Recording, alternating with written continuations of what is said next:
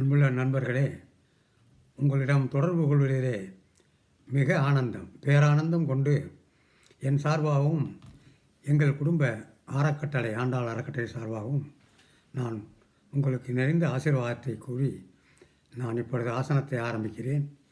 ஒரு முக்கியமான ஆசனம் தோளுங்காசனம் என்பது. தோளுங்காசனம் அது இருபெரும் நன்மையை தருகிறது. பிரதானமான நன்மை என்னவென்றால் வயிறு ஜீரணம். சிக்கல் எது? மலச்சிக்கல். அந்த மலச்சிக்கல் மட்டும் இல்லை என்றால் மனிதன் ஆரோக்கியவான். முதலிலே உடலிலே வயோதிகம் உண்டாவது அல்லது எப்பொழுதும் இளமையாக இருப்பது, அறிவு மேம்பட்ட நிலையிலே செல்வது அல்லது அறிவு மிகுந்த சிக்கலுக்கு உள்ளாவது, எல்லா விஷயங்களும் இந்த இரண்டு விஷயங்களில் தான் இருக்கிறது. ஜீரணம் அஜீரணம். ஜீரணம் ஆவதற்கு இந்த ஆசனம் மிகவும் உதவி செய்கிறது. அத்துடன் மலச்சிக்கலை தடுக்கிறது. மிக முக்கியமானது. அதோடு நமது வாயு என்று சொல்வது வயிற்றிலே இரைச்சல் அதை தடுக்கிறது. நமது ஆரோக்கியத்திற்கு முதலிலே நாம் காலை கடனை முடிப்பதற்கு அந்த அறையிலே போய் உட்கார்ந்தால் நமது உடலில் இருந்து முதலில் வரக்கூடியது ஆசன வாயு வழியாக அந்த வாயு தான் வர வேண்டும். அதன் பின்பு சிறுநீர் வர வேண்டும். அதன் பின்பு ஒரு களியை போன்று அந்த மலம் வெளியேற வேண்டும். அது இரும்பை போல் வெளியேறினால் அது மிகுந்த சிக்கல்.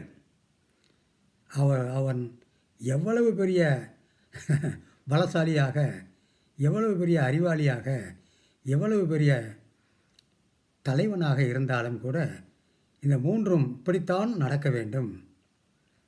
மூன்றில் முதலில் வெளிவருவது ஆசன வாயு, அபான வாயு என்பது. 2 சிறுநீர், 3 மலம். இந்த மூன்றும் நடைபெறுவதற்கு இந்த தொழுங்காசனம் என்பது உதவி செய்கிறது. அதை நாம் முறைவாக செய்ய வேண்டும். மிகுந்த எளிதானது தான், மிகுந்த கஷ்டமெல்லாம் ஒன்றும் இல்லை. அந்த ஆசனம் என்ன செய்வது, எப்படி செய்வது என்பதை பார்ப்போம். நாம் பத்மாசனத்தில் அமர்ந்து அப்படியே மெதுவாக மல்லாந்து பார்த்து நமது 2 கைகளையும் நமது 2 புஜங்கள், அதாவது புஜங்களிலிருந்து 2 தொடைப்பக்கம் கொண்டு வந்து முழங்கையை தரையில் ஊன்றி அதனுடைய சக்தியால் கொஞ்சம் நிமிர்ந்து நின்று கால்களை மடக்கி வலது காலை இடது கால் தொடையிலும் வைத்து நாம் மெதுவாக மூச்சை இழுத்து மெதுவாக விட வேண்டும். எத்தனை முறை செய்யலாம்? தொழுங்காசனம் என்பது எத்தனை முறை செய்யலாம்? 20 வினாடிகள் அல்லது 3 முறை. அதற்கு மேலும் செய்கிறேன் என்றால் ஒரு அளவாக செய்ய வேணும். இதற்குமே அளவுதான் முக்கியம். எனவே அந்த அளவோடு செய்து நாம் நல்ல பலனை பெற வேண்டும். இதனால் மிக முக்கியமானது வாயு உபத்திரவமும் மலச்சிக்கலும் நமக்கு எந்த தீமையும் செய்யாது, நமக்கு நன்மை செய்யும் என்று கூறி இந்த ஆசனத்தை தினந்தோறும் செய்யலாம் என்று கூறி, அத்துடன் ஆசனம் செய்வதற்கு உரிய வழிமுறையை நிச்சயமாக நாம் கடைபிடிக்க வேண்டும். 1, நாம் காலையில் எழுந்ததும் காலை கடனை முடித்து ஒரு விரிப்பின் மீது அமர்ந்து வெறும் வயிற்றில் செய்ய வேண்டும்.